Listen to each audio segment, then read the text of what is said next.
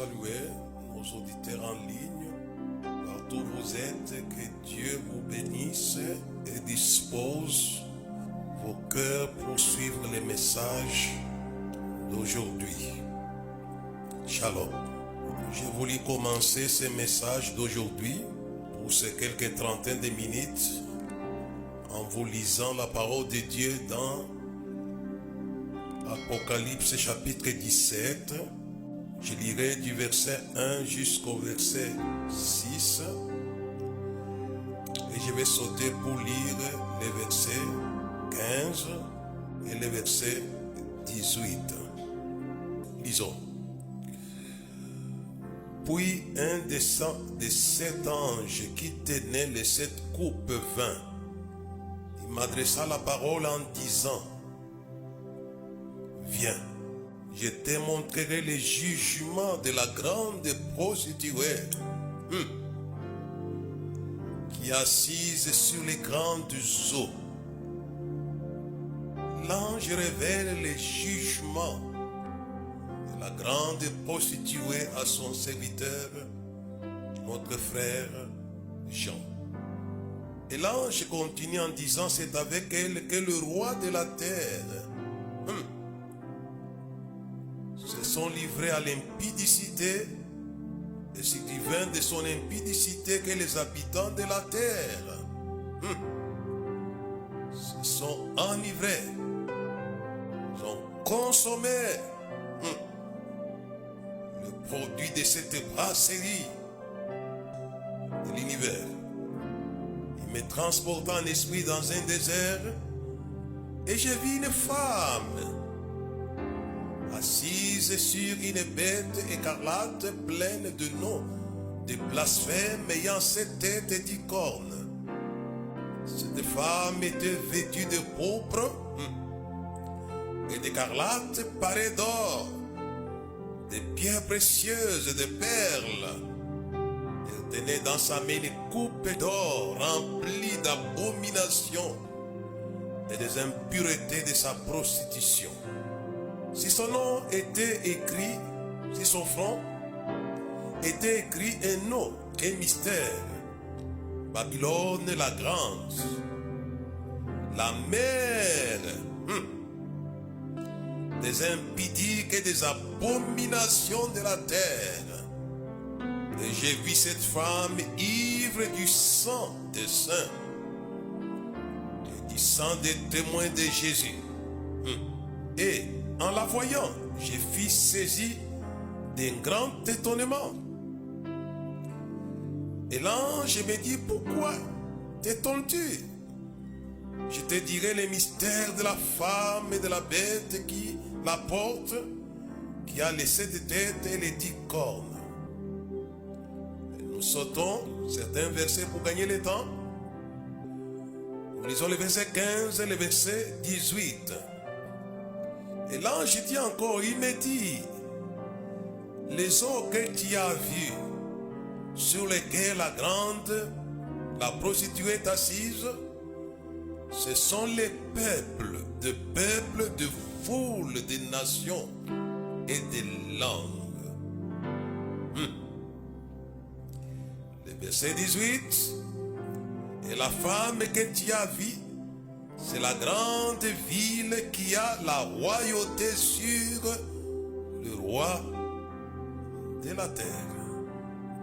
Je vais parler de cette femme aujourd'hui dans un sujet que j'intitule, pour vous qui me suivez, détrôner la royauté féminine du mal universel. Il faut la détrôner, cette royauté féminine du mal de la terre. Hier, c'était une journée de la femme, célébrée par toute la terre. Je ne suis pas contre la femme en vous donnant ce sujet. J'ai toujours milité pour la femme, pour que les Juifs, c'est ce qu'elle a en Christ. Nous sommes les mois de mars, les mois de la femme. C'est pourquoi j'ai voulu nous entretenir sur ce sujet. La nécessité de détrôner la royauté féminine du mal universel. J'aimerais que nous puissions suivre le chemin que Jésus a suivi. Lorsqu'il montait à Jérusalem pour affronter cette femme, cette brasserie du vin du mal de la terre. Cette industrie des abominations et des impuretés de la terre. Jésus est monté à Jérusalem pour l'affronter. Mais pourquoi Jérusalem? Suivez-moi. Jérusalem était une représentation des grandes eaux sur laquelle cette femme était assise. C'était une ville internationale où toutes les nations de la terre se rassemblaient. Il montait à Jérusalem. L'Afrique y montait, l'Europe y montait, l'Asie y montait. Pourtant, cette femme que nous lisons, que nous venons de lire, est assise sur les grandes eaux. Et on dit que ces grandes eaux, ce sont les langues, les nations, les peuples et les foules. C'est pourquoi Jésus savait bien que cette femme était là, il la voyait. Il fallait monter pour aller la détrôner. C'est une royauté du bien face à la royauté du mal. Les deux royaumes allaient s'affronter. Mais avec une issue de la guerre qui était dans la foi de Jésus.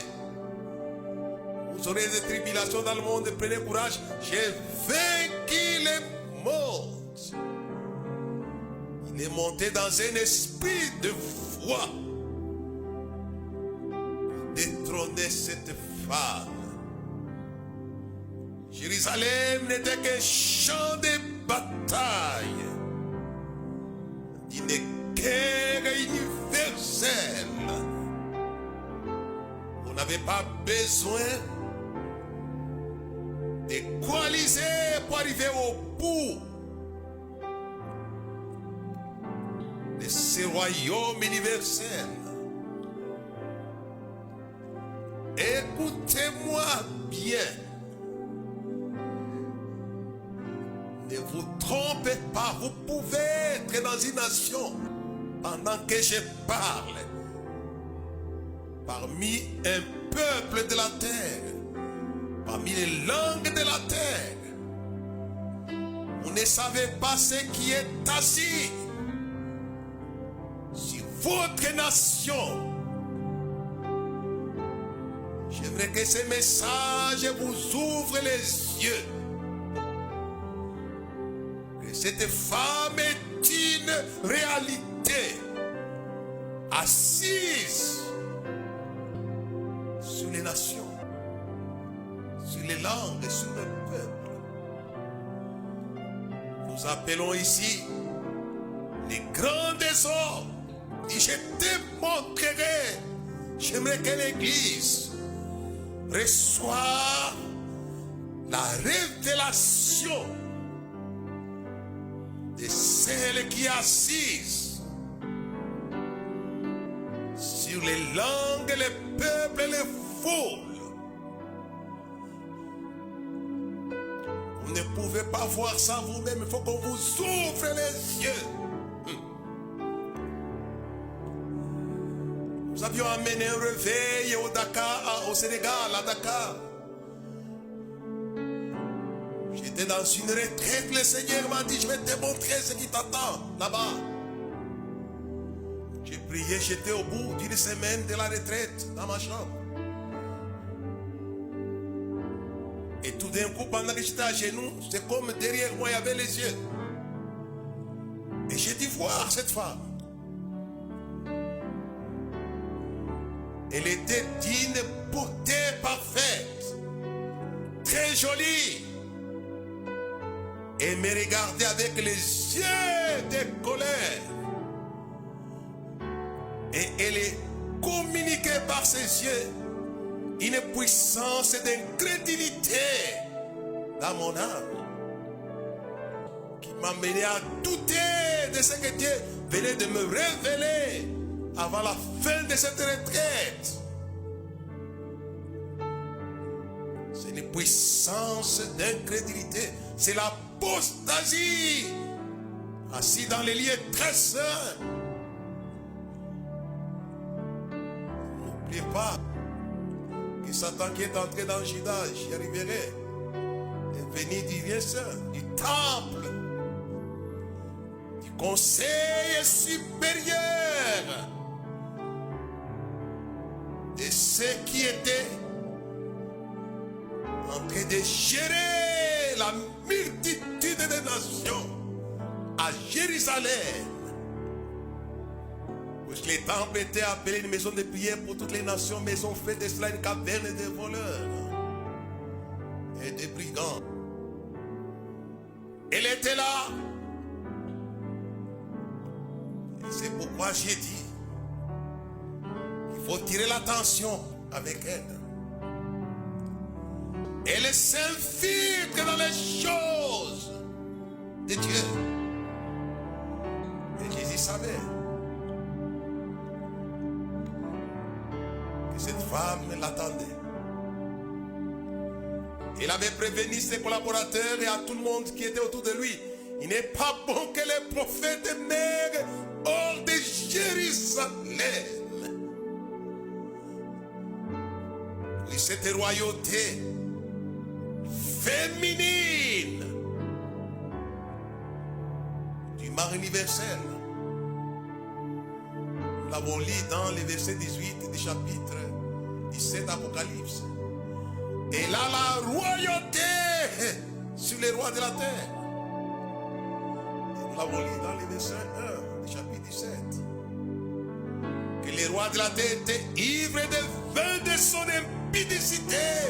Et tous les habitants de la terre. Et Jésus savait que la coalition des rois de la terre allait se mettre en place pour le crucifier. Et il a réquisitionné les rois de la terre d'abord, les rois religieux. N'ont pas échappé à cette femme qui a royauté, on dit bien royauté, qui peut soumettre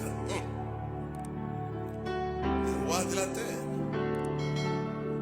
Et quand on décidait par le conseil supérieur des Juifs en disant il est bon qu'un homme seul puisse mourir et non pas toute la nation, c'était sous inspiration de cette femme qui avait condamné Jésus à mort. Jésus avait dit, il n'est pas bon que les prophètes meurent hors de Jérusalem. Elle est très active, pasteur, évangéliste, détrompez-vous. Elle est très active. Elle s'est instigée, inspirée les mâles.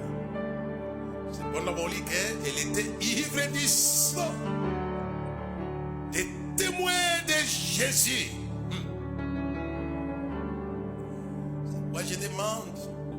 églises, de prier pour vos pasteurs, de prier pour vos prédicateurs, de prier pour vos évangélistes. C'est des personnes en danger de mort. Mais j'ai dit aux pasteurs, aux évangélistes, ne pas avoir peur. Car vous avez droit à la protection comme nos prédécesseurs. Quand Jésus arrive en Gethsémani, cette femme voulait tuer non pas simplement Jésus, mais voulait tuer les témoins de Jésus. Nous venons de les lire. C'est moi, attentivement. Elle était ivre du sang des témoins de Jésus. Elle voulait verser le sang des 11 apôtres. Et Jésus savait ses intentions. Que ces témoins qui allaient être témoins à Jérusalem, en Judée, en Samarie, jusqu'aux confins de la terre, étaient dans les viseurs de cette femme violente et sanguinaire qui voulait les tuer. C'est pourquoi Jésus les a protégés par sa mort. Vous êtes protégés, pasteur. Ça, je vous l'ai dit. Sinon, vous êtes cadavérés à l'avance par cette femme qui n'aimait pas les témoins de Jésus. Et j'ai dit à l'église, attention avec les ministères d'évangélistes. Ce n'est pas de l'aventure. C'est des ministères qui vous exposent à la mort, à la colère de cette femme. Elle m'a délivré. Mais dans les Gethsémani, Jésus dit, si c'est moi qui cherchez-vous. Il dit, Jésus de Nazareth. Il dit, c'est moi que vous cherchez. Laissez ceci partir. Il les avait protégés. Puis cette femme voulait non simplement tuer Jésus, mais tuer les témoins de Jésus. C'est pourquoi l'ange lui dit, je te montrerai la femme qui est ivre du sang des témoins de Jésus. Et Jésus est protège les témoins. Je l'ai dit en passant pour ne pas avoir peur. Je connais que ce message-là, je n'ai pas du tout. Mais aujourd'hui, j'aimerais que nous puissions en finir en parlant de cela. Détrôner la royauté féminine du mal universel. Et si vous regardez bien, c'est une femme qui a royauté sur les rois de la terre. Il va utiliser d'abord le roi religieux, Caïphe, et son conseil pour condamner Jésus à la mort. Il est allé utiliser les rois politiques de l'époque.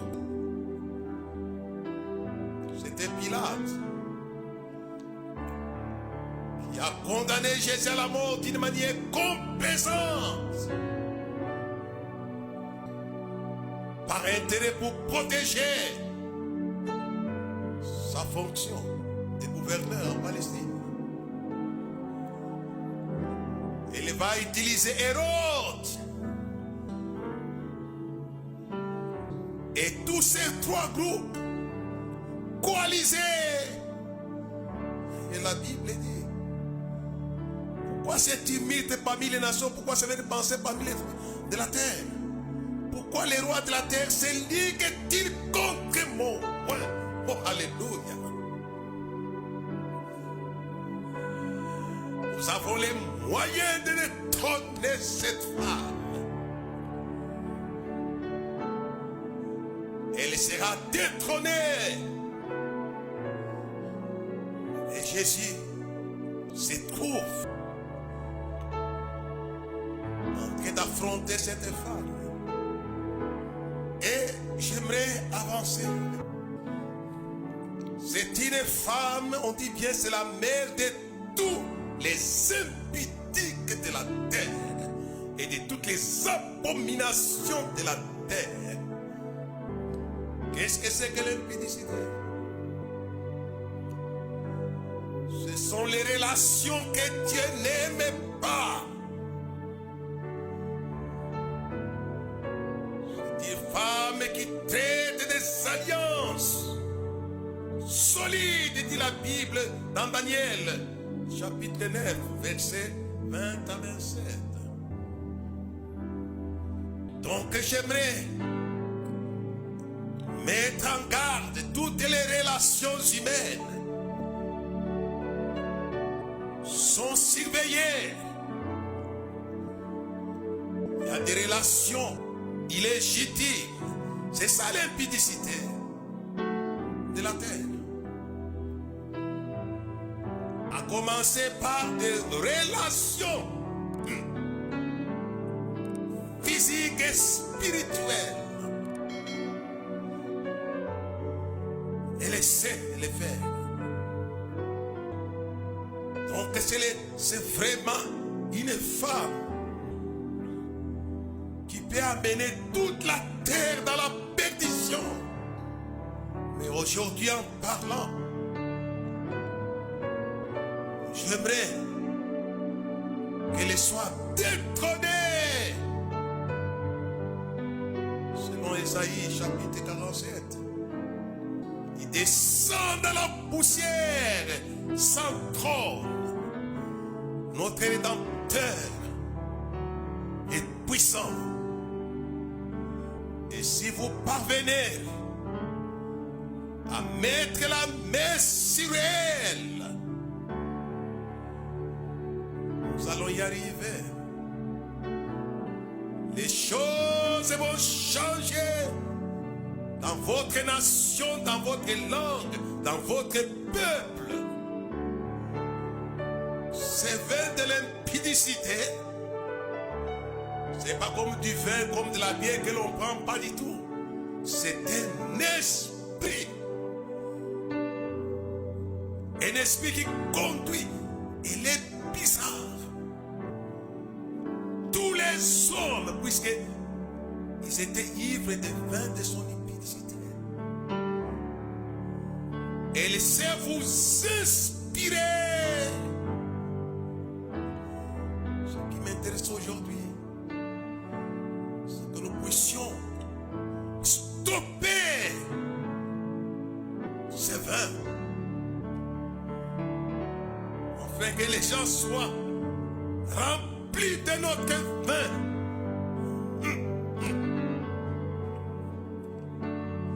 Quand Jésus l'avait détrôné à Jérusalem, et notre vin est arrivé.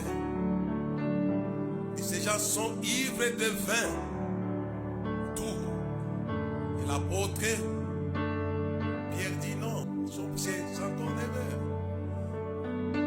C'est la troisième heure. Ils ne sont pas ivres. Ils étaient remplis du Saint-Esprit. Non pas de l'Esprit. Et ça, c'est extraordinaire. En me suivant aujourd'hui, j'aimerais que le monde entier apprenne que Jésus avait affronté cette femme et sa capacité qui inspire le mal. Il dit, la Bible dit, nous allons de lire avec vous, qu'elle est la mère de tous les impudiques de la terre et de toutes les abominations de la terre. Pouvons, par la croix de Jésus, la détrôner. C'est possible. Et ce jour-là, dans ma chambre, pendant que j'étais à genoux, je me disais, chasse-la! Tellement qu'elle était méchante, en colère contre moi. Le puissant du Seigneur l'a refoulée de ma porte. Je l'ai entendu continuer, je ne dormais pas, ce n'est pas un rêve, c'est des choses réelles que j'ai vécues avant d'aller à Dakar. Il a continué vers le salon. La porte du salon était fermée à clé quand j'étais seul à la maison, en prière. Il a ouvert, il a craqué. Et je me suis levé. J'ai dit non, je vais là suivre, qu'est-ce qui se passe au salon. Je pense qu'il a laissé la porte ouverte. Et comment il a ouvert? Ce sont des choses que j'ai vécues. Je suis arrivé, j'ai trouvé que l'écran télévisé est en train de brûler. J'ai dit, Seigneur, mais pourquoi tu as laissé cet écran en train de brûler? Par cette femme. C'est m'a dit, je vais remplacer ça, ne t'en fais pas. Elle voulait te tuer. Elle est buveuse du sang. Ivre du sang des témoins de Jésus. Mais j'avais été protégé comme mes prédécesseurs. Je suis allé toucher les poignées de la porte métallique. C'était fermé sur la clé. Je l'ai dit aujourd'hui, je demande à l'église, avant que je termine ce message, je crois que l'État est en train de défiler. Nous pouvons la détrôner. Il n'y a pas d'autre moyen de détrôner cette femme que par la prière. Oh, alléluia. Jésus dit, mon âme est triste. Il était roi lorsqu'il entre à Jérusalem, on l'accueille. Béni soit celui qui vient au nom du Seigneur, le roi d'Israël. C'était le royaume contre le royaume qu'il a accueilli. Cette femme n'était pas contente de son accueil, comme je l'ai dit dans des messages passés. Mais Jésus était venu. Il dit, c'est pour ce jour, oh alléluia, que je suis venu. Il était venu sur la terre pour l'affronter. Voici l'agneau de Dieu qui ôte les péchés du monde. Ces péchés avaient une adresse, c'était Jérusalem. Jérusalem était une ville internationale, de rassemblement international. La prédilection, il y a des prédilections de cette femme assise sur les grands des eaux. Et j'aimerais que vous puissiez utiliser, oh alléluia, avant de terminer, ce qu'il a utilisé pour la détrôner. Jésus prie. Il prie. J'invite l'église à prier avec un objectif précis. Détrôner la grande prostituée qui a royauté sur les rois de la terre. Priez. Jésus prie. Et glorifie ton nom. Une fois c'est fait entendre, je l'ai glorifié et je l'ai glorifierai. Oh, alléluia, suivez-moi bien. S'il a glorifié du temps de Jésus, il va encore les glorifier si l'église prie. Il dit, je l'ai glorifié, je l'ai glorifié et encore, et encore, et encore. J'ai parlé la semaine passée sur le nom de Jésus. Et sa prière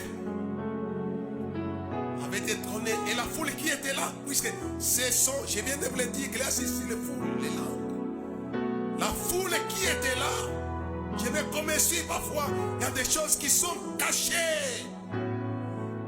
Mais c'était la femme. Et Jésus dit, mais un ange vient de lui parler. J'avais entendu les tonnerres. Oh, alléluia. Laissez-moi vous dire, vous entendrez des tonnerres. Il dit, c'est tonnerre, cette femme. En réponse à vos prières, c'est une promesse faite par le Dieu éternel. Je l'ai glorifié et je l'ai glorifierai encore.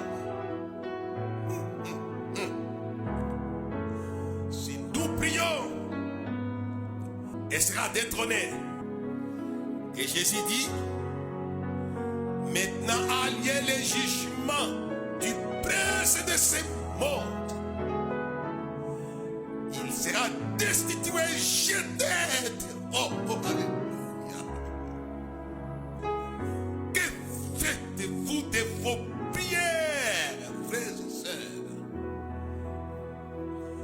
J'aimerais que votre prière puisse viser cette femme.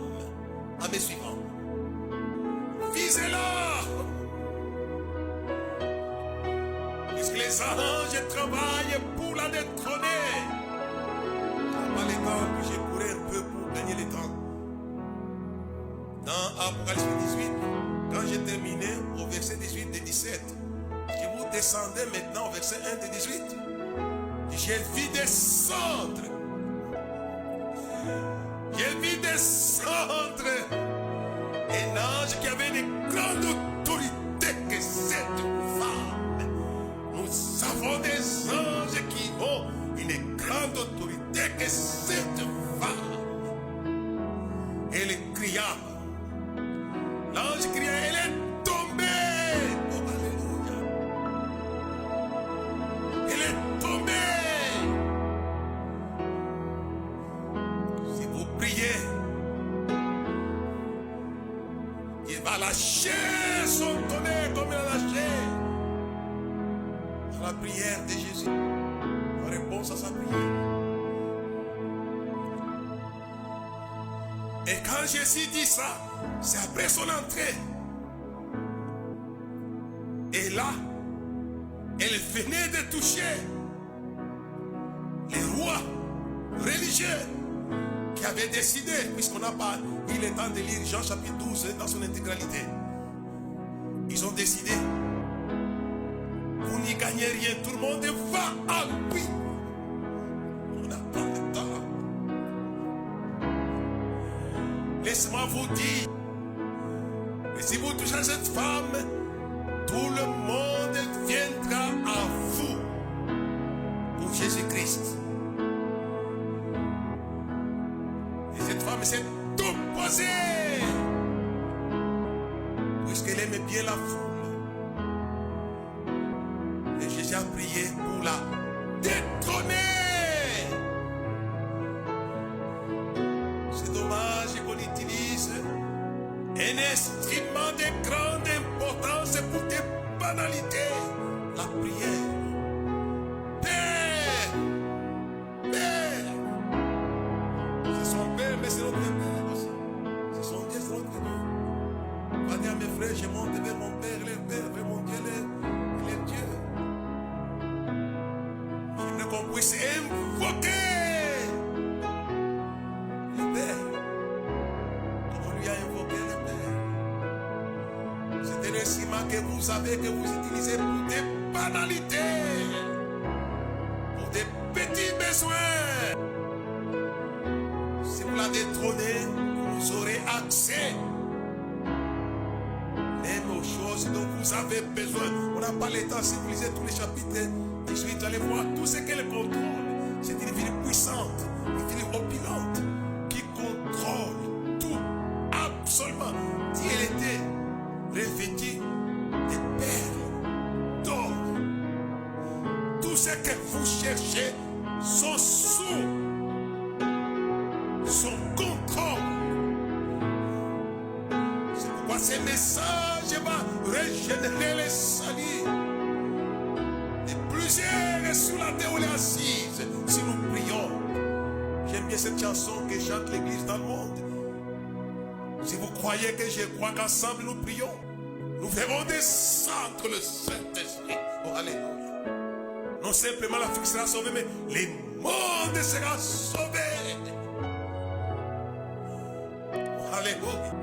On a vu descendre au chapitre 18, verset 1. Un ange qui a une autre autorité et dont la gloire éclaira toute la terre. Je vais terminer que mon message aujourd'hui, les buts principaux de vous aider. C'est que vous puissiez utiliser ce qu'il a utilisé pour régler des comptes à cette femme On appelle sous une image, sous forme imagée, codée. Tu les princes de ce monde sera destitué, jeté dehors. C'est cette femme-là. J'ai dit d'aller jusqu'au sang. Mais vous pouvez utiliser son sang pour régler des comptes à cette femme. C'est pourquoi la Bible dit que vous avez été racheté à un grand prix. Glorifiez Dieu dans votre corps, dans votre esprit, qui appartiennent à Dieu. Hier, vous étiez sous son contrôle. Vous allez sortir de son contrôle. Mais nous avons besoin de l'apport de l'Église, où qu'elle soit. Cette femme est une réalité dans vos nations, dans vos villes. Et nous vivons à l'ère d'internationalisation des villes du monde. Johannesburg, c'est une ville internationale.